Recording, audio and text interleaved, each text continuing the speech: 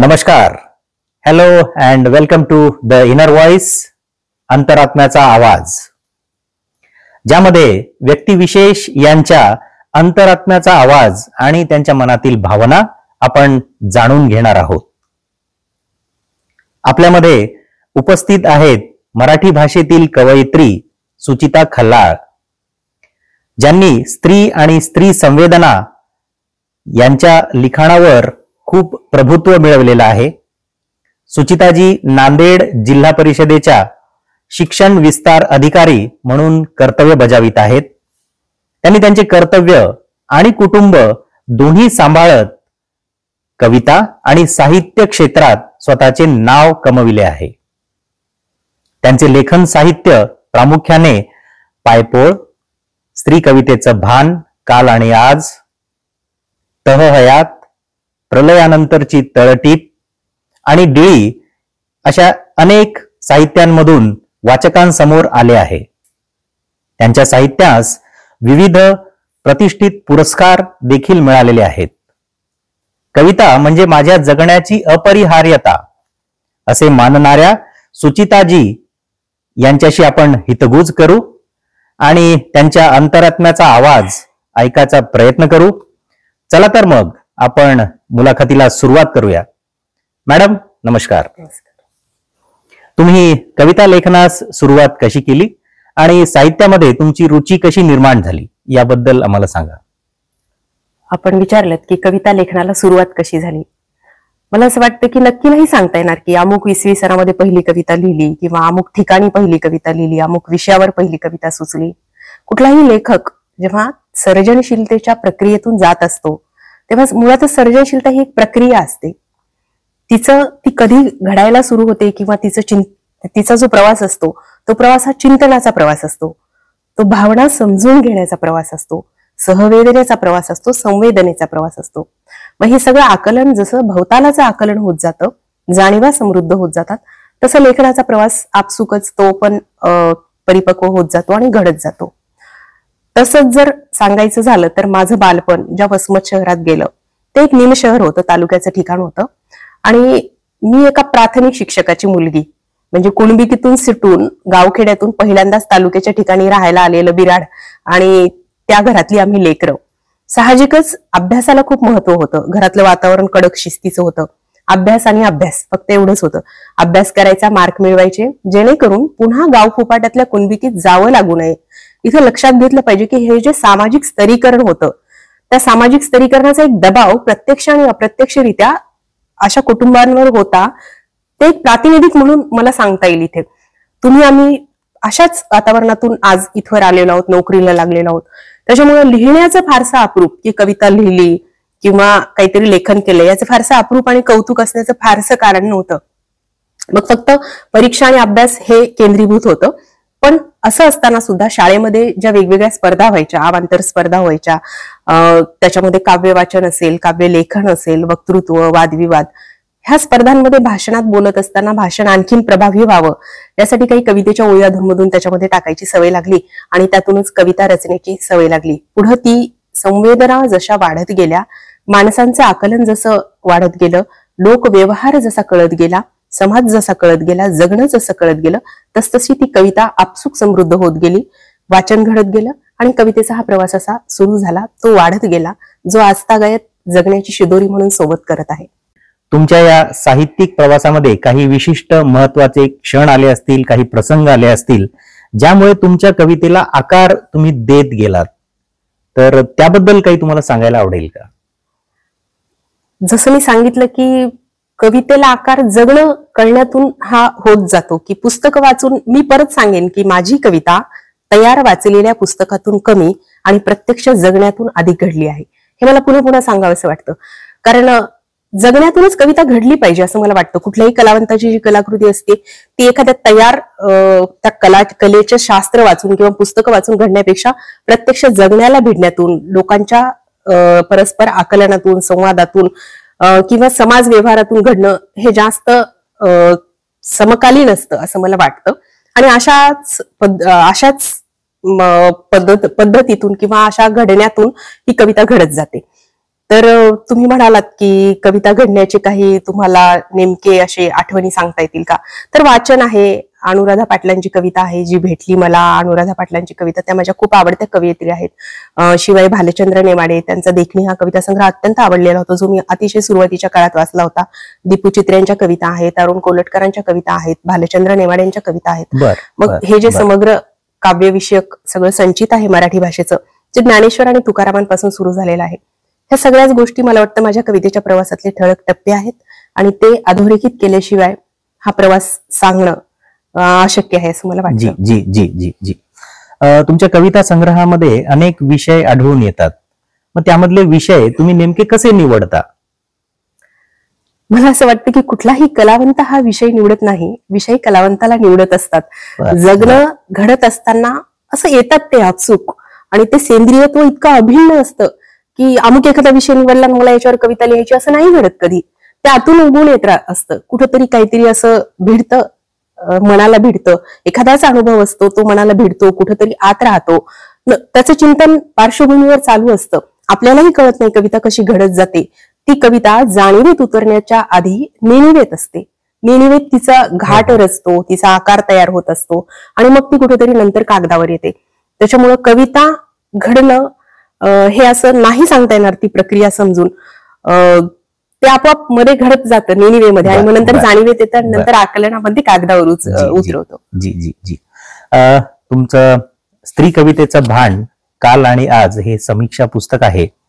या संग्रहामागे, या समीक्षा करण्यामागे तुमची काय कल्पना होती आणि त्यातून तुम्हाला काय सांगायचं होतं? वाचकांनी काय घेतलं पाहिजे त्यातून?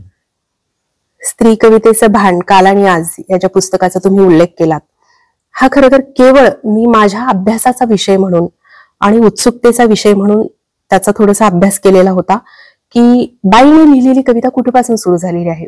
मराठी कवितेचा म्हणजे स्त्रीनं लिहिलेली, बाईने लिहिलेली, कवयित्रीनं लिहिलेली मराठी कविता हा जर प्रवास आपल्याला शोधायचा असेल तर आपल्याला मध्ययुगात जावं लागतं. जनाबाई, मुक्ताई, सोयराबाई, कान्होपात्रा यांच्याजवळ जावं लागतं, महदंबेजवळ जावं लागतं. आणि हा प्रवास कसा होता, म्हणजे बाईने लिहिलेली कविता, आता आपण काय करतो की मध्ययुगामधलं साहित्य म्हणलं की त्याला सरळ संत परंपरेमध्ये टाकून देतो. ही मला वाटतं खूप मोठी चूक आहे. मध्ययुगातलं साहित्य संत परंपरेतलं साहित्य तर आहेच, पण त्या ज्या संत कवयित्री होत्या, एक बाई म्हणून त्यांचं जगणं कसं होतं, त्यांचं भोगणं कसं होतं, त्या काळामध्ये त्या कुठल्या स्त्री सुलभ जाणीवांमधून गेल्या, त्यांचा प्रवास कसा होता, हे सगळं समजून घेण्याची एक उत्सुकता आणि एक आंतरिक ओढ मला होती. यामधूनच मी थेट महदंबेपासून जनाबाई, मुक्ताबाई, सोयराबाई ह्या सगळ्यांच्या कविता अभ्यासल्या आणि ते आजपर्यंत, म्हणजे अगदी अलीकडे कविता महाजनांच्या कवितेपर्यंत, प्रभा गणोरकरांची कविता आहे, वृषाली किन्हाळकरांची कविता आहे, ह्या सगळ्या कवितेमध्ये महदंबेपासून ते थेट आतापर्यंतचा बाईच्या कवितेचा प्रवास कसा झाला, त्याच्यातला आशयाच्या अनुषंगानं, रचनेच्या अनुषंगानं, भावभावनेच्या अनुषंगानं हा सगळा आलेख कुठेतरी अभ्यासायचा होता. आणि ह्या सगळ्या उत्सुकतेतून, आपल्याच मुळाचा, आपल्याच कुळाचा शोध घेण्याच्या निखळ उत्सुकतेतून, निखळ आनंदातून ह्या पुस्तकाचा जन्म झाला असंच मी सांगेन. जी जी जी जी जी तुम्ही तुमच्या लेखनामधून सामाजिक मुद्द्यांवर प्रकाश टाकत आला आहात. असं काही जाणवतं का की तुमचं लेखन वाचकांनी वाचलंय आणि त्यानंतर त्यांनी एक विशिष्ट कृती केली आहे, असं तुमच्या निदर्शनास आलंय की ज्यामधून वाचकांनी तुमचं साहित्य वाचल्यानंतर काहीतरी बदल घडवलाय किंवा त्यांच्या आयुष्यामध्ये काहीतरी त्यांनी परिवर्तन केलंय? कुठलंही लेखन तोवर समकालीन होत नाही जोवर ते सध्याच्या वर्तमानकालीन प्रश्नांना भिडत नाही. ती आंतरिकता, ते पोटेन्शियल त्या लेखनामध्ये असायलाच हवं की आजचे जे प्रश्न आहेत ते प्रश्न त्या लेखनाने हाताळायला हवेत, अन्यथा तो नुसता असा पोकळ बुडबुडा किंवा फुगवटा होऊन जाईल. तर समकालीनता, वर्तमानकालीन प्रश्न यांना भिडण्याची कसोटी हे त्या लेखनाची गुणवत्ता असली पाहिजे, त्याशिवाय ते लेखन समकालीन नाही होणार. आणि प्रत्येक लेखक किंवा कवी असाच प्रयत्न करत असतो की माझ्या अवतालभोवताल काय घडत आहे, म्हणजे कुठला विरोधाभास आहे, आंतरविरोधाच्या ह्या जागा लेखकाला हेरता यायला पाहिजे. त्या जर त्याला हेरता नाही आले तर त्याचं लेखन असं फोलपट होऊन जाईल. हा प्रयत्न प्रत्येक लेखक, कवी प्रामाणिकपणाने करतच असतो. तो माझ्याही लेखनात मी केलेला आहे. आता लेखकाचं किंवा कवीचं काम आहे की आपण आपलं बेस्ट, म्हणजे जे समस्या आहेत किंवा जे काही भिडणं आहे आंतरिकतेला ते देत जाणं, त्याचा आविष्कृत करत जाणं, त्याचा परिणाम होत असतो. तो अगदी लगेच होतो किंवा नाही होत असं नाही मोजमाप करता येणार. पण या निमित्तानं मला एक आठवण सांगावीशी वाटते की कवीचा माफीनामा ही एक कविता मी लिहिली होती. मी या ठिकाणी कवीचं नाव नाही म्हणजे उल्लेख करणं टाळेल, पण अमुक एका कवीनं एक कविता लिहिल्यानंतर त्यांचा माफीनामा घेतला की त्या कवितेमध्ये काही आक्षेपार्ह शब्द आढळले आणि मग त्यांना त्यांचा माफीनामा घ्यावा लागला. अलीकडे अभिव्यक्ती स्वातंत्र्यावरचे संकोच वगैरे ह्या गोष्टी खूप घडत आहेत. तर त्यावेळेला त्या घटनेवर भाष्य करणारी कवीचा माफीनामा नावाची 3 तुकड्यातली एक कविता मी लिहिली होती. त्या कवितेला सगळ्यांनी खूप दाद दिली किंवा ती कविता भावली. तर कुठलाही कवी भवताला जे घडत असतं त्याला ती प्रतिक्रिया देत असतो, ते आविष्कृत करत असतो. त्याच्यामुळं बदल आता तुकारामांच्या कवितेनं तुकारामांनी समकालीन जे काही वातावरण होतं, म्हणजे जो अभिजनांचा जो प्रवाह होता तिथून बहुजनांच्या प्रवाहामध्ये लेखनाला आणलं किंवा त्या शोषणाला आणलं. ज्ञानेश्वरांनी बहुजनांपर्यंत जे ज्ञानाचं संचित होतं ते पोहोचवलं. मग हे बदल आपोआपच वर्तमानामध्ये घडत असतात, लोकांपर्यंत ते पोहोचत असतं. ही प्रक्रिया लवकर असते, उशिरा असते, संथ गतीनं असते, पण प्रत्येक लेखकाचं काम हे मुका बहिरा आंधळा जो समूहमन आहे त्या समूहमनाला जागृत करण्याचं, त्याची संवेदना चेतवण्याचं, त्याचा सत्सद विवेक जागृत करण्याचं हे त्याचं आद्य कर्तव्य असतं. नक्कीच नक्की नक्कीच. आणि हे करत राहणं एक शिस्तीचं काम आहे. तर हे लेखन तुम्ही निरंतर राहावं किंवा चालू राहावं यासाठी तुम्ही शिस्त कशी पाळता? आणि एखाद्या वेळेला तुम्हाला प्रेरणा नसेल तर मग ते कसं मॅनेज करायचं? ते लेखनाची प्रेरणा ही कुठेतरी मी काय सांगितलं की आंतरविरोध सतत कवी किंवा लेखक हेरत असतो. समजा एखादी गोष्ट घडली आहे, एखादा लेखक ती गोष्ट वेगळ्या नजरेतून पाहतो, त्याला तिथल्या ज्या जागा असतात की कुठेतरी हस्तक्षेपाच्या जागा आपण म्हणू त्याला, व्यवस्थेमध्ये जिथे जिथे विरोधाभास दिसेल, जिथे जिथे काहीतरी चुकीचं घडते किंवा काहीतरी हे नाही व्हायला पाहिजे, हे होतंय किंवा संवेदनशीलता आहे, ह्या सगळ्या गोष्टी त्या लेखकाला भिडत जातात, तो ते टिपत जातो. आणि प्रेरणेची मला नाही वाटत की कमी आहे. मुळातच वेदना ही लेखनाची प्रेरणा असते. परिस्थितीमध्ये जे काही आंतरविरोध असतात, ज्या काही जागा असतात की इथे हस्तक्षेप करायला पाहिजे असं कलावंताला वाटतं, ह्या हस्तक्षेपाच्या जागा, आंतरविरोधाच्या जागा, वेदना, हे सगळं खूप मोठं संचित असतं, जे प्रेरणेचं संचित असं आपण म्हणू. आणि ही शिदोरी घेऊन लेखक चालत असतो आणि त्याचं सृजनशीलता त्यातून तो व्यक्त करत असतो. जी मॅडम, जी जी. तुमच्या लेखनाला काही विशिष्ट परंपरेमध्ये आपण जर मांडायचं ठरवलं तर तुमच्या सर्जनशीलतेची अशी कोणती परंपरा आपण मानू? मला असं वाटतं की लेखनाला परंपरेमध्ये मांडण्याचा अट्टहास करू नये. लेखन हे मुक्त असावं, त्याला कुठल्या तरी इझम मध्ये बांधण्याचा का बरं अट्टहास करावा? की अलीकडे आपण म्हणतो की अमुक लेखन ग्रामीणवादी आहे, अमुक लेखन दलितवादी आहे किंवा कामगारवादी आहे किंवा शेतीनिष्ठ आहे, कृषीनिष्ठ आहे, स्त्रीवादी आहे. याच्यामुळे काय होतं की त्या लेखनातल्या ज्या मानवी प्रेरणा आहेत, जो मानव्य भाव आहे, त्याचा संकोच आपण करून टाकतो आणि त्याला सीमित चौकटीमध्ये बांधण्याचा प्रयत्न करतो. हे टाळलं गेलं पाहिजे. मानव्य भावाला व्यक्त करणारं सगळं लेखन एका विशाल अवकाशाच्या परिप्रेक्ष्यामध्ये पाहता आलं पाहिजे. तशा पद्धतीने ते समजून घेता आलं पाहिजे. तशा पद्धतीने त्याची समीक्षा घडायला हवी. म्हणून आणि लेखनाच्या परंपराच म्हणाल तर मी पुन्हा पुन्हा सांगेन की प्रत्येक मराठी भाषकाच्या लेखनाची किंबहुना त्याच्या आविष्करणाची प्रेरणा ज्ञानोबा तुकारामांपासून सुरू होत आलेली आहे. आणखीन काय सांगणार प्रेरणेचं संचित? जी जी जी जी. एक वेगळा प्रश्न विचारू की तुमचं जे व्यक्तिमत्व आहे त्याच्या प्रतिभेचं स्रोत तुम्ही कोणाला मानाल? पुन्हा याही प्रश्नाचं उत्तर मी थोडस तसंच देईल की व्यक्तिमत्वाला सुद्धा अमुक एखाद्या प्रेरणेने बांधून घेऊ नये. व्यक्तिमत्व हे तयार होत जातं, ते आपल्या वाट्याला आलेल्या अनुभवातून तयार होत जातं. जे जगणं भोगणं आपल्या वाट्याला येतं एक माणूस म्हणून, त्यावेळेला आपण लेखक नसतो, त्यावेळेला आपण कवी नसतो. एक सामान्य माणूस म्हणून समजा जरी रस्ता चालायचा असला, 4 दगडांच्या ठेचा लागतात, 4 अडथळे येतात, 4 काटे पायाला टोचतात, ह्या सगळ्या प्रेरणा असतात. ह्या प्रेरणांना आपण प्रतिसाद कसा देतो, अनुभूतीला आपण व्यक्त कसं होतो, क्रियेला आपण प्रतिक्रिया कशी देतो, यातून आपलं व्यक्तिमत्व होत असतं. व्यक्तिमत्व ही काही एका रात्रीतून घडणारी गोष्ट नाहीये. व्यक्तिमत्व घडणं हा एक प्रवास आहे. तो प्रवास जाणीवांचा आहे, तो प्रवास नेणीवांचा आहे, आपल्या वाट्याला आलेल्या सुखदुःखाचा आहे, भोगाचा आहे, उपभोगाचा आहे. क्रियांचा आहे, प्रतिक्रियांचा आहे, ह्या सगळ्या गोष्टींचा एकूण प्रवास म्हणजे व्यक्तिमत्व असतं. आणि व्यक्तिमत्व घडण्याची प्रक्रिया जन्मल्यापासून ते मरणापर्यंत सतत चालू असते. ते व्यक्तिमत्व अधिक सुंदर घडावं यासाठी प्रत्येक माणसानं प्रयत्न केला पाहिजे. आणि व्यक्तिमत्वाच्या प्रेरणा जर म्हणाल तर या आकाशाच्या खाली जे जे उदात्त आहे, जे जे महलमंगल आहे, जे जे सत्य आहे, शिव आहे, सुंदर आहे, त्या प्रत्येकाची प्रेरणा आपल्या प्रत्येकाच्या व्यक्तिमत्वासाठी आपण घ्यायला हवी. वा वा वा, छान मॅडम, छान, थँक्यू. तुम्ही आता एक आई आहात, एक गृहिणी आहात, आणि मग तुमच्या मुलांसमोर कोणते प्रसंग यावेत, कोणत्या घटना याव्यात, किंवा काही घटना प्रसंग येऊ नयेत, असं तुम्हाला जर प्रश्न विचारला तर त्याचं उत्तर तुम्ही काय द्याल? एक आई म्हणून मला किंवा कुणालाही, जगातल्या कुठल्याही आईला असंच वाटेल की आपल्या लेकराच्या समोर चांगलेच प्रसंग आले पाहिजे, शुभ प्रसंग आले पाहिजे, मांगल्य आलं पाहिजे, सत्य आलं पाहिजे, विजय आला पाहिजे, प्रकाश आला पाहिजे, सुख आलं पाहिजे, दिवाळी झाली पाहिजे. असं प्रत्येक आईला वाटेल की आपल्या लेकराच्या समोर निवडून निवडून जगातले जेवढे चांगले प्रसंग आहेत तेवढे सगळे आपल्या लेकराच्या समोर आले पाहिजे. जगातल्या कुठल्या आईला तुम्ही विचाराल तर ती हेच उत्तर देईल. पण एक व्यक्ती म्हणून, एक माणूस म्हणून निवडून नाही येत आपल्या वाट्याला प्रसंग. आपल्याला जसं सुख येतं तसं दुःखही येतं, काटे येतात तसे फुलंही येतात, सुख येतं तसं वेदना पण येतात, हसू येतं तसं रडूही येतं. फक्त आई म्हणून मी माझ्या लेकरांसाठी एवढंच सांगत असते नेहमी की प्रसंग कुठलाही असो, त्या प्रसंगाला, त्या परिस्थितीला भिडण्याचं सामर्थ्य तुमच्यामध्ये असलं पाहिजे. आणि तिथे तुम्ही शॉर्टकटचा अवलंब करू नका. मेहनत आणि सत्याच्या मार्गानेच तिथे तुम्ही त्या प्रसंगाला सामोरं जाण्याची ताकद तुमच्यात येवो. प्रसंग चांगलेच येवो तुमच्या वाट्याला, ही कामना आहेच.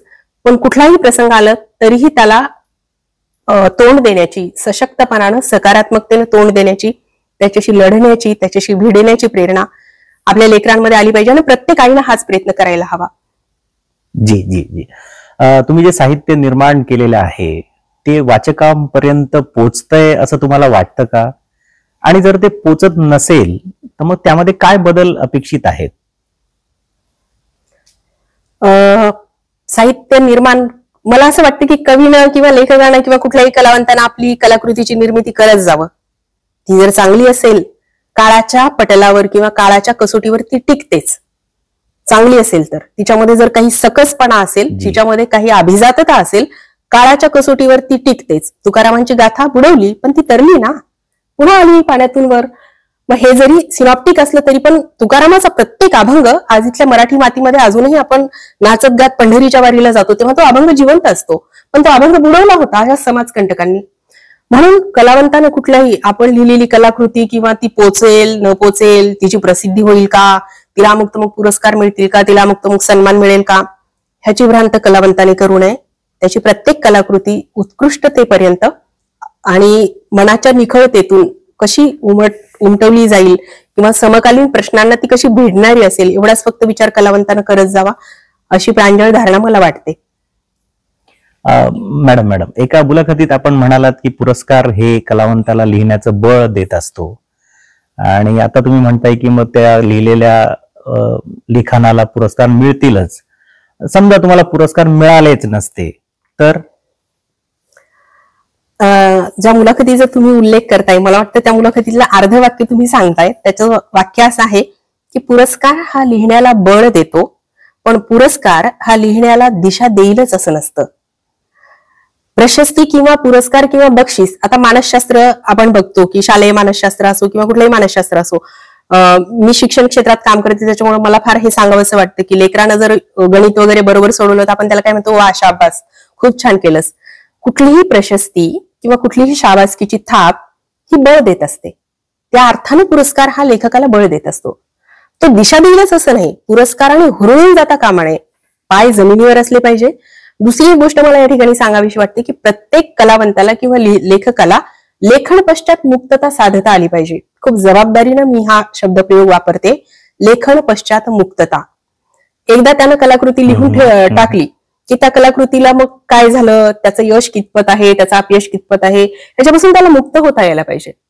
तरच तो पुढची अधिक चांगली कलाकृती निर्माण करू शकेल. तो अडकला त्याच्या यशात, त्याच्या अपयशात हुरळून गेला की संपला, त्याचं डबकं झालं. म्हणून ही लेखन पश्चात मुक्तता साधता यायला पाहिजे. म्हणून त्या अर्थाने मी म्हणाले होते की पुरस्कार लिहिण्याला दिशा देईलच हे सांगता येणार नाही, पण बळ मात्र नक्की देतो. जी मॅडम, जी जी जी. लेखन पश्चात मुक्तता याबद्दल तुम्ही बोललात. खूप गहनीय विचार करण्यासारखा आहे सर्व नवोदित कवींनी. मॅडम, आता तुम्हाला मी असा प्रश्न विचारेन की तुम्ही जेव्हा साहित्य निर्माण करता किंवा त्या प्रक्रियेमध्ये जात असताना तुम्ही कुटुंबातल्या काही सदस्यांशी किंवा तुम्हाला जे लोक माननीय असे वाटतात त्यांच्याशी तुमच्या साहित्याबद्दल तुम्ही चर्चा करता का, की हे कसं लिहिलंय किंवा यात काय वाढवू का किंवा काय कसं बदल अपेक्षित आहेत का, असं काही तुम्ही करता का? कवितेच्या बाबत मी असं काही करत नाही, कारण कविता एडिट करणं ही गोष्ट मुळातच, कविता मला जोपर्यंत वाटत नाही की आता ही कविता परफेक्ट झाली तोपर्यंत मी तो कागदावर उतरवण्याचा अट्टहासच करत नाही. ती कुठेतरी आतात परफेक्ट होत जाते आणि जेव्हा ती पूर्ण परिपक्व होते तेव्हाच ती कागदावर येते. आणि कुणी म्हणालं म्हणून कवितेतला अमुक शब्द काढणे किंवा अमुक ओळ काढणे किंवा वगळणे हे मला कवी म्हणून कधीच पटलं नाही, पटणार नाही. पण गद्य लेखन जे म्हणू आपण की कादंबरीच्या बाबत, तर कादंबरीचा पहिला वाचक माझा भाऊ आहे, लहान भाऊ सचिन खल्लाळ, जो उपजिल्हाधिकारी आहे. त्याचं आकलन खूप चांगलं आहे, त्याचं वाचनही तसं चांगलं आहे. मग ती वाचण्यासाठी मी त्याला देते, तो वाचतो आणि सुधारणा किंवा काय म्हणजे एक कुठे काही फॅक्च्युअल चुका झाल्यात का, की वस्तुनिष्ठ काही चुका झाल्यात का, संदर्भ काही चुकलेत का, या गोष्टींसाठी किंवा एक उत्सुकता म्हणून किंवा एक प्रतिक्रिया म्हणून मी त्याला वाचायला देते. अर्थातच त्यानं सुचवलेल्या सुधारणा किंवा ज्या काही आहेत त्या घ्यायच्या की नाही याचा अंतिम अधिकार मलाच असतो, मीच ते ठरवते. पण माझा भाऊ हा पहिला वाचक असतो. बर बर, ठीक आहे मॅडम. आता ह्या लेखन प्रक्रियेमध्ये जात असताना तुम्ही जसं म्हणालात की आयुष्यातले जगण्यातले प्रसंग, अनुभव यांच्यामुळे तुम्ही लिहित जाता. मग दुःखाचे आणि सुखाचे असे काही प्रसंग तुम्हाला सांगता येतील का, तुम्हाला सांगावे वाटतील का, की ज्याच्यामुळे एक व्यक्ती म्हणून तुमच्या भावना संवेदनशील झाल्यात आणि तुम्हाला लिहिण्याकडे वळावं लागलं असं? दुःखाचे प्रसंग कुठल्याही कलावंतानं मला असं वाटतं की व्यक्ती म्हणून पाहण्यापेक्षा एक प्रातिनिधिक स्वरूपाचं, म्हणजे बाई म्हणून मी जेव्हा लिहिते तेव्हा मला माझ्यासोबतच्या अनेक बायांचा कोलाज आठवतो. माझ्या वर्गामध्ये या ठिकाणी तुमच्या माध्यम संकुलात येऊन मी कवितेवर किंवा माझ्या लेखनावर इथं मुलाखत देत आहे, पण माझ्या वर्गात जर 50 मुली असतील तर 45 मुली अजूनही कुठेतरी आहेत, ज्या रानामध्ये निंदतायत, खुरपतायत किंवा तालुक्याला त्यांचा नवरा ऑफिसहून कधी येईल म्हणून वाट बघत बसतायत दारामध्ये, ज्या कुठल्याही अर्थार्जन करत आहेत किंवा कुठल्याही अर्थाने त्या सक्षम नाहीयेत. तर ह्या 45 मुलींचं प्रमाण कमी व्हायला पाहिजे. वर्गात जर 50 मुली असतील तर 50ला 50 मुली त्यांची स्वप्न पूर्ण करू शकायला हव्यात. त्यांच्या ज्या काही इच्छा आहेत त्यांना संधीचा अवकाश मिळायला हवं स्वतःला सिद्ध करण्याचं. मग त्या अर्थानं हे दुःख मला वाटतं आणि त्या अर्थानं माझ्या सोबतच्या सगळ्या बायांसाठी काहीतरी करणं किंवा त्यांच्या वेदना मला माझ्या वेदना वाटतात आणि याच्यातून मग कविता घडत जाते किंवा लेखन घडत जातं. बर बर बर. तुम्हाला काही विशिष्ट गोष्टींचा राग येतो असं आम्हाला समजलंय, तर मग तो कशामुळे येतो आणि का येतो? माणूस म्हणून जे काही आपल्या विकार आहेत किंवा जे काही दुर्गुण आहेत ते साहजिक आहे, कलावंतालाही ते असतात. मला राग येतो माणसातल्या दांभिकतेचा, मला राग येतो माणसातल्या खोटेपणाचा, मला राग येतो माणसं किती प्रॅक्टिकल वागतात, ती संवेदनशील होत नाहीत, त्यांच्यामध्ये सहवेदना नसते, त्यांच्यामध्ये संवेदना नसते, या गोष्टींचा राग पटकन येतो.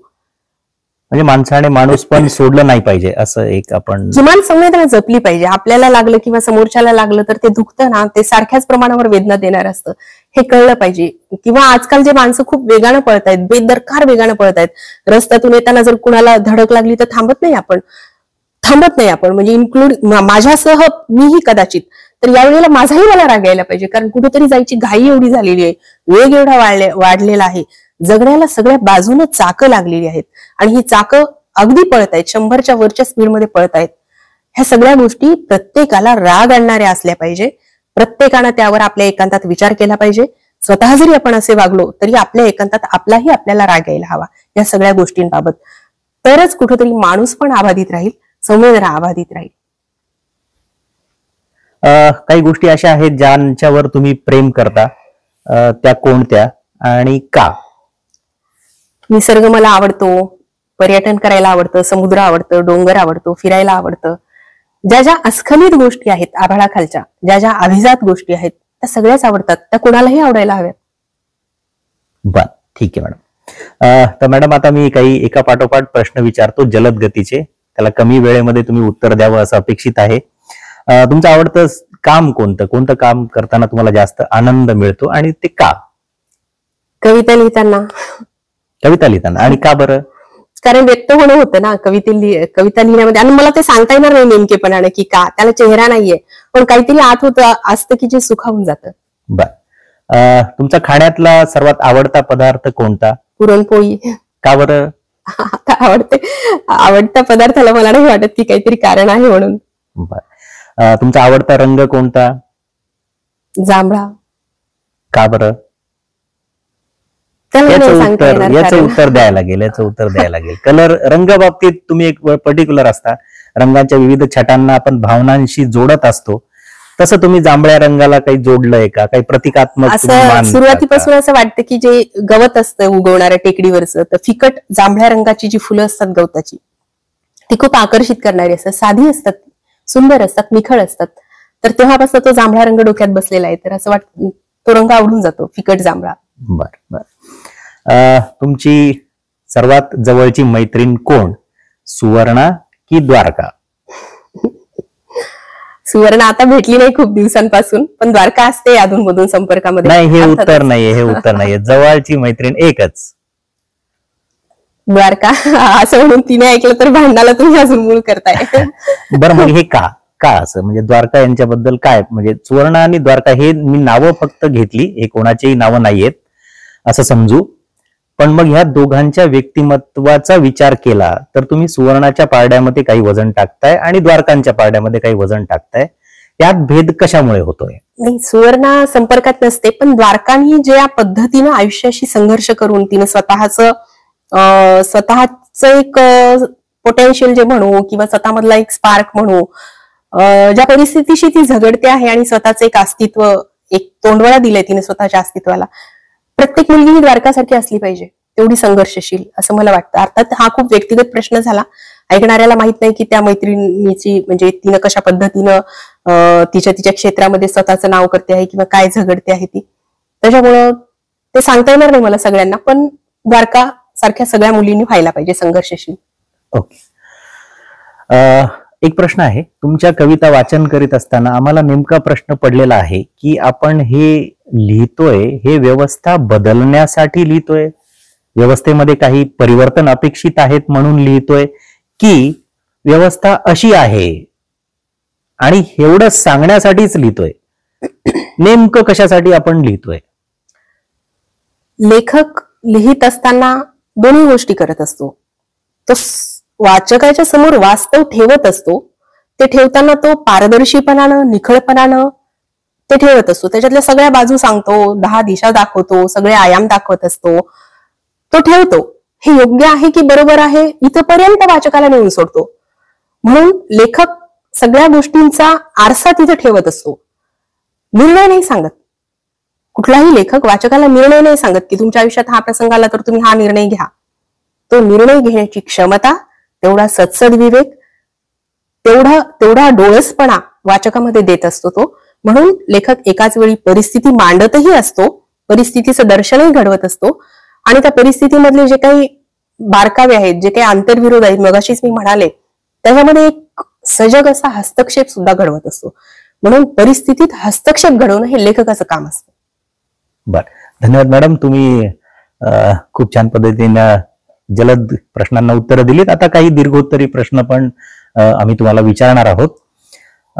तहहयात या कविता संग्रहामध्ये तुम्ही जखमांची मुदती आत्मकरुणा असं लिहिलंय, त्यावेळेला तुम्हाला काय म्हणायचंय? जखमांची मुदती आत्मकरुणा. कवी ज्या वेळेला एखादी प्रतिमा किंवा ओळ वापरून जातो कवितेमध्ये, तर त्या वेळेचं त्याचं चिंतन त्या ओळीच्या मागे असतं. पण याचं उत्तर मी असं देईल की ज्या वेदना असतात किंवा ज्या संवेदना असतात, त्या वेदनेबद्दलची जी सहवेदना असते कवीची, किंवा जखमांची मुदती आत्मकरुणा, ह्या तो मला आता नेमका म्हणजे त्या कवितेचा मूड किंवा त्या कवितेमध्ये मी ते का लिहिलं हे त्या कवितेच्या संदर्भाने नाही सांगता येणार आता. पण मी असं म्हणेन की कवी जेव्हा लिहित असतो त्यावेळेला तो कुठल्या तरी वेदनेशी झगडत असतो. बघा कसं आहे की माणूस म्हणून आपल्या वाट्याला येणारे जे काही भोग असतात, जे काही दुःख असतात, हे वाचकावर उपकार नसतात, पण व्यक्ती म्हणजे लेखक म्हणून त्या आपल्या जाणीवांवर मात्र नक्कीच उपकार असतात. म्हणजे माणूस म्हणून दुःख येतं, तुमच्या वाट्याला दुःख येतं, माझ्याही वाट्याला दुःख येतं, पण कवी म्हणून मी त्या दुःखाचा वेगळ्या पद्धतीने विचार करत असते. मग त्यावेळेला ती मुदती आत्मकरुणा स्वतःबद्दलच आपण त्या पद्धतीचं ते दुःख मुरवतो, झिरपतो आणि त्याचं कलाकृतीमध्ये रूपांतर करत असतो. आणि ती कलाकृतीमध्ये जेव्हा रूपांतर करतो त्यावेळेला ती दुःखाची ओळ व्यक्तिगत न राहता सार्वभौमिक, सार्वत्रिक व्हायला हवी, तरच ती कविता किंवा ते लेखन समकालीन ठरतं किंवा सार्वत्रिक ठरतं असं मला वाटतं, सार्वभौम होतं. बर. त्याच कविता संग्रहामध्ये आणखी एक तुमची कविता आहे ज्यामध्ये आपण असं म्हटलंय की आता राहिला नाहीये माहेरदारचा प्राजक्त. मग तो प्राजक्त आता कुठे असेल आणि काय करत असेल? मी सांगितलं तुम्हाला की कधी कधी कविता आपण लिहितो ना, तर त्यावेळेला विशिष्ट परिस्थिती किंवा विशिष्ट घटना किंवा प्रसंगनिष्ठ पण कविता असतात. तर तो प्रसंग असा झाला होता की माझ्या लग्नानंतर आमच्या दारात प्राजक्ताचं झाड होतं जे मला खूप आवडायचं. म्हणजे प्राजक्ताची फुलं उगवल्यानंतर संध्याकाळच्या वेळेला ते फुलांचे डुला आम्ही कानात घालायचो, तर ते अतिशय सुंदर दिसायचं, केशरी देठ आणि सुंदर पाकळ्यांचं ते फुल. तर तो प्राजक्त रोज संध्याकाळी त्याची फुलं वेचायची आणि प्राजक्ताचा गजरा नाही करतायत, प्राजक्ताच्या फुलांचा गजरा नाही करतायत, केसात नाही माळत आपण तो. तर त्या फुलांचे डूल आम्ही घालायचो कानामध्ये, लहानपणी असे खेळायचो. पण नंतर काय झालं लग्नानंतर की ते बोर घ्यायचा होता आणि ते पाणी दाखवणाऱ्याने नेमकं प्राजक्ताचं झाड जिथं होतं तिथंच पाणी दाखवलं आणि ते झाड तोडून टाकलं. मला माहित पण नव्हतं की मी माझ्या सासरी होते इकडे. नंतर जेव्हा पुन्हा केव्हा तरी मी गेले त्यावेळेला मला दिसलं की तिथं झाडच नाहीये, तिथे बोर घेतलेला आहे. तर मग ही घटना होती, कुठेतरी मनात रुतत गेली ते संदर्भ आणि त्याच्यातून ती कविता झालेली आहे. म्हणून मी म्हणाले की जो मनोभाव असतो कवीचा तो सार्वत्रिक असतो, पण प्रसंग हा व्यक्तिनिष्ठ असू शकतो. बर. याच माहेरदार किंवा माहेरपण हे जे एका स्त्रीचं म्हणजे सर्वोच्च आवडीचं ठिकाण असतं, त्याबद्दल मी एक प्रश्न तुम्हाला विचारतो की तुमचे बाबा यांचं आणि तुमचं एक वैचारिक नातं कसं होतं? त्यामध्ये तुम्ही त्यांचं मार्गदर्शन आणि तुमचं शिकणं हे कसं जुळवून आणता? अर्थातच मुलींच्या जास्त जवळचे असतात त्यांचे बाबा.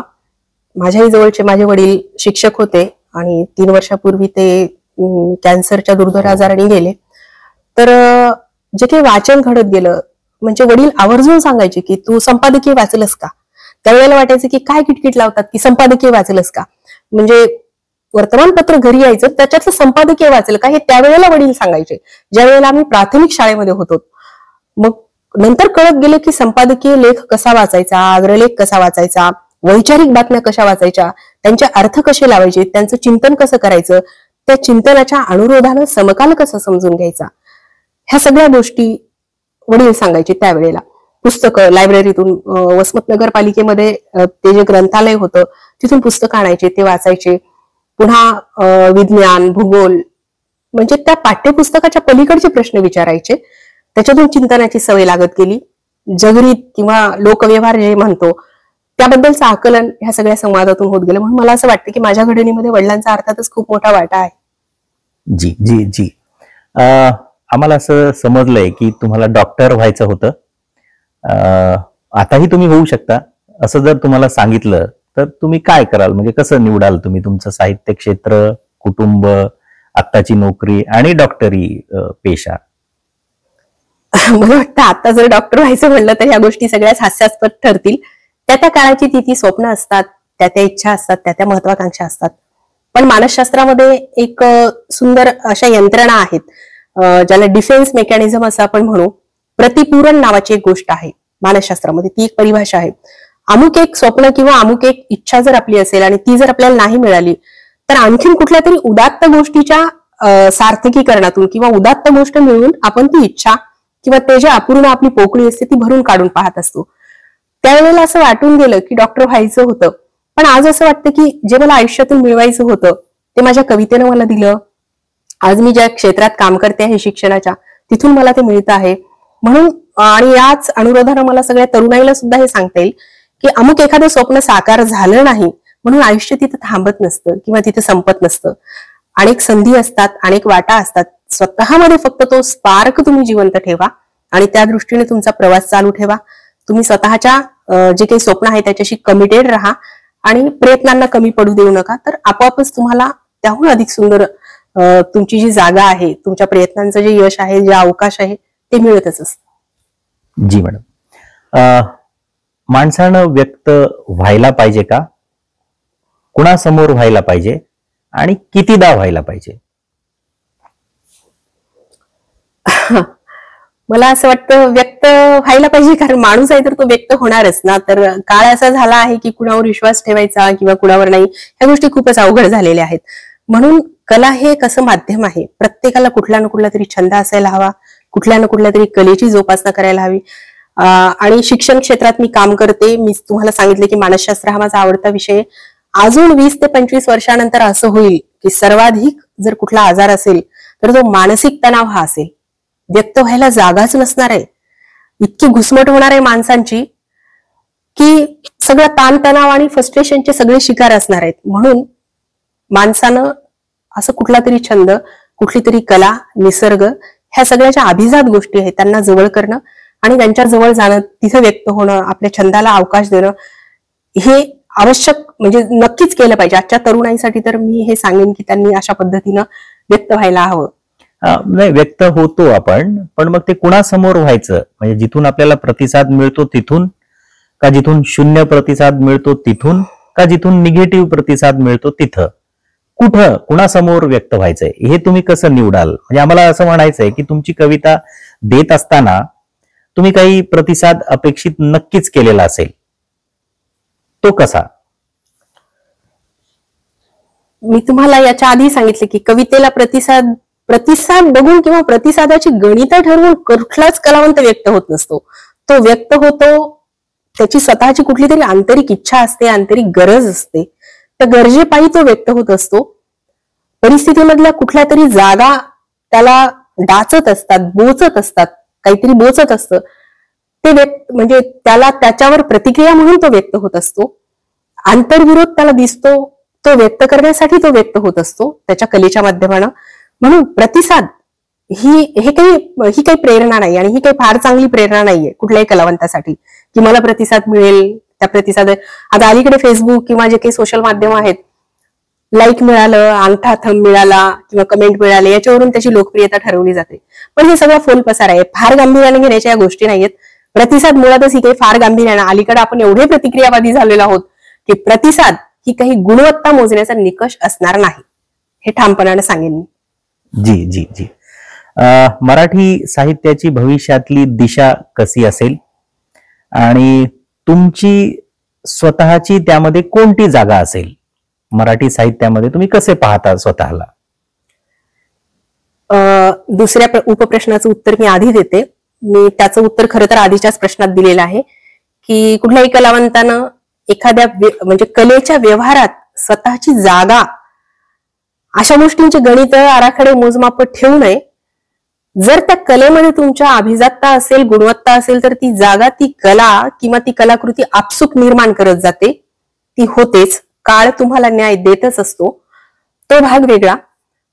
तुम्ही पहिला जो प्रश्न विचारलाय की आगामी साहित्य व्यवहार तुम्ही कसा पाहता, तर कवितेबद्दल बोलतो तर कवितेचं तर एवढं उदंड पीक आलेलं आहे, पण तरीही सगळ्या तणकटामध्ये सुद्धा जे सकस आहे, जो सकस पेरा आहे तो उगवतोच.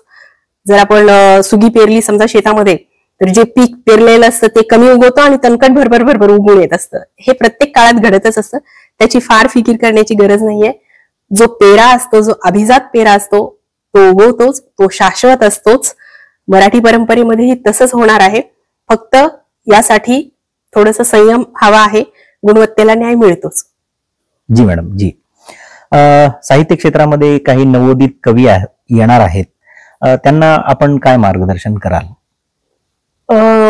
आताच मी समाज माध्यमांचा उल्लेख केला की समाज माध्यमांवर म्हणजे त्या गोष्टींवर किती समाधानी राहायचं, कमेंट, लाईक किंवा मी म्हणाले की प्रतिक्रियावादी झालेलो आहोत, यावरून आपल्या साहित्यकृतीचं मूल्यमापन न करता जी साहित्यकृती भवतालाला, समाजाला किंवा सामाजिक प्रश्नांना भिडते, वास्तवाला भिडते.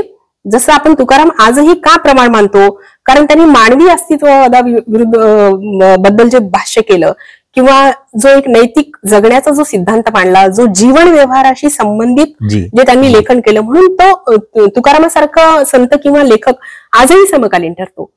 मग नवीन लिहिणाऱ्यांनी ह्या गोष्टीचं भान ठेवायला हवं. समाजभान ज्याच्यामध्ये आहे, आत्मभान ज्याच्यामध्ये आहे, असं लेखन त्यांनी करायला हवं. तुम्ही वर्तमानामध्ये एखाद्या साहित्य प्रकल्पावर काम करीत आहात का, आणि तुमचे काही नवीन कविता संग्रह येणार आहेत का, त्याबद्दलही आम्हाला सांगा. कविता तर चालूच आहेत. म्हणजे कविता आपसूक काहीतरी असं मनामध्ये कुठली गोष्ट किंवा आंतरविरोध भिडला की ते कविता होत असते, त्याचं चिंतन चालू असतं. पण संग्रहाचा विचार अजून केलेला नाहीये. काही कादंबऱ्याची बीजा आहेत डोक्यामध्ये, पण माहित नाही त्या कधी साकार होतील ते. आणि कलावंतांना म्हणजे एक कलाकृती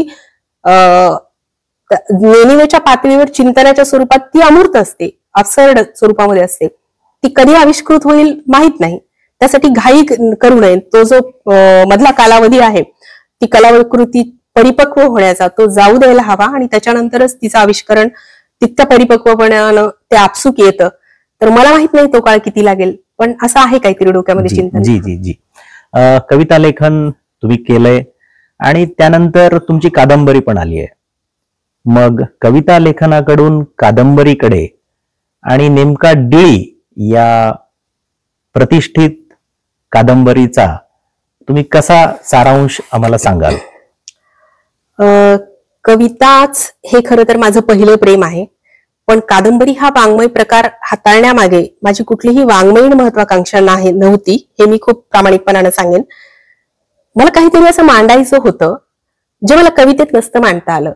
मग साहित्याचा एक नवा रूपबंध की जे मला मांडायचे चिंतन, त्याच्यासाठी मला कादंबरीची निवड करावी लागली.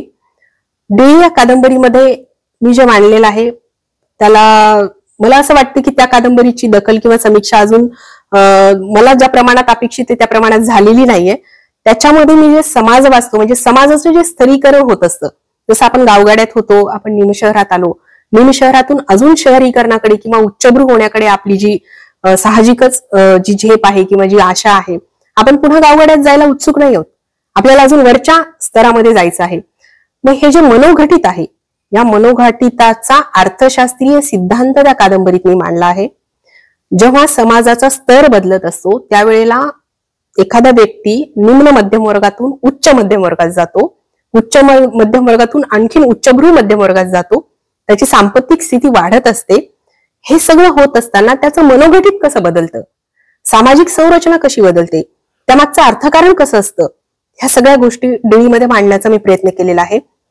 आणि मला असं वाटतं की त्या कादंबरीची अर्थशास्त्रीय मीमांसा किंवा अर्थशास्त्रीय समीक्षा व्हायला हवी, समाजशास्त्रीय समीक्षा व्हायला हवी, किंवा तशा दृष्टीनं त्याचं आकलन व्हायला हवं. पण होतं काही की अलीकडे आपण फक्त भावनिक आणि करून लिहितो आहोत. स्वरंजन, स्वप्नरंजन आणि स्मरणरंजन या तिन्ही चौकटीमध्ये लिहिण्याचे दिवस आता राहिले नाहीत. वास्तवाला भिडण्याचे दिवस आता आहेत, वास्तविक प्रश्न मांडण्याचे दिवस आहेत. पण बीडमध्ये जी नायिका आहे गोदू नावाची, आपल्याला माहित आहे की बीडमध्ये ऊसतोड कामगारांच्या ज्या महिला आहेत त्यांचे गर्भाशय काढून टाकण्याचं जे स्कॅन्डल आहे, खूप मोठ्या प्रमाणावर त्याच्यासाठी तो जो गदारोळ आपण पाहिला, मराठवाड्यानं अनुभवला, तशी नायिका त्या कादंबरीमध्ये आहे. पण ह्या नायिकेला रंगवताना मी फक्त करुण भाव नाही रंगवला त्याच्यामध्ये, किंवा भावनिक अस्तरातून नाही पाहिलं ते सगळ्या गोष्टी. त्यामागचं अर्थकारण काय आहे, त्यामागचं समाजकारण काय आहे, गाव पातळीवरचं स्थानिक राजकारण कसं आहे, आणि म्हणून मग एखाद्या बाईला तिचं गर्भाशयच काढून टाकावं लागण्याची वेळ का येते. म्हणजे तिच्या घरातल्या संध्याकाळची चूल पेटण्यासाठी किंवा 2 वेळची तिला भाकरी मिळण्यासाठी तिला तिचं गर्भाशयाच्या लक्तर टांगावं लागतात वेशीवर. हे समजून घेण्यासाठी गाव पातळीवरचं अर्थकारण, राजकारण आणि समाजकारण ह्या सगळ्या गोष्टी समजून घेतल्या पाहिजेत. ह्या सगळ्या गोष्टींचं तात्विक, सैद्धांतिक आणि बौद्धिक विश्लेषण त्या कादंबरीमध्ये केलं आहे. पुन्हा मला यालाच अनुसरून असं सांगावंसं वाटतं की मराठी साहित्याला बौद्धिकतेचं किंवा तात्विक विश्लेषणाचं वावडं असता कामा नये. किती दिवस आपण पुन्हा पुन्हा भावनिक चित्र रंगवणार आहोत, किती दिवस पुन्हा पुन्हा आपण कारुण्य भाव गोंजारणार आहोत. कधीतरी तार्किक कार्यकारण भाव शोधायला हवा घटनांमधला, आणि हे सगळं त्या कादंबरीमध्ये मांडलेलं आहे. तशाच पद्धतीने तिचं आकलन आणि अवलोकन व्हावं ही एक लेखक म्हणून माझी अपेक्षा आहे. साहित्य क्षेत्राकडून ही तुमची अपेक्षा आहे. अर्थात. ओके मॅडम, आता मी शेवटाकडे येतो. तुम्ही तुमच्या आवडत्या साहित्यिक व्यक्तिमत्वांपैकी एकासोबत तुम्हाला एक दिवस घालवायचा आहे, तर ती व्यक्ती कोण असेल आणि त्यांच्यासोबत तुम्ही कुठे एक दिवस घालवणार आहात? तसंच जर पाहिलं तर मला भालचंद्र नेमाडे पण आवडतील, अनुराधा पाटील पण आवडतील. एक सांगा. अनुराधाबाई आवडतील. अनुराधा पाटील त्यांच्याबरोबरच का आणि मग कोणतं? कारण मी अनेकदा सांगितलेलं आहे जाहीरपणानं की कवितेचा जो तरलपणा आहे, जो मनोभाव आहे, किंवा सुरुवातीच्या काळात मला जर कुठली कविता भेटली, भावली, ज्या कवितेचं बोट धरून माझी कविता घडत गेली, अनुराधा पाटलांची ती कविता होती. आणि आपल्या आवडत्या लेखकाला किंवा तशा पद्धतीचं भावसंवेदन अनुभवायला लेखक म्हणून नक्कीच आवडतं, म्हणून त्या अर्थानं ते नाव मी सांगेन. या होत्या सुचिता कल्लाळ, ज्यांच्या अंतर्मनाचा आवाज आणि त्यांच्या मनातल्या भावना आपण समजून घेण्याचा प्रयत्न केला. धन्यवाद मॅडम. तुमच्या पुढील साहित्य लेखनास खूप खूप शुभेच्छा. धन्यवाद.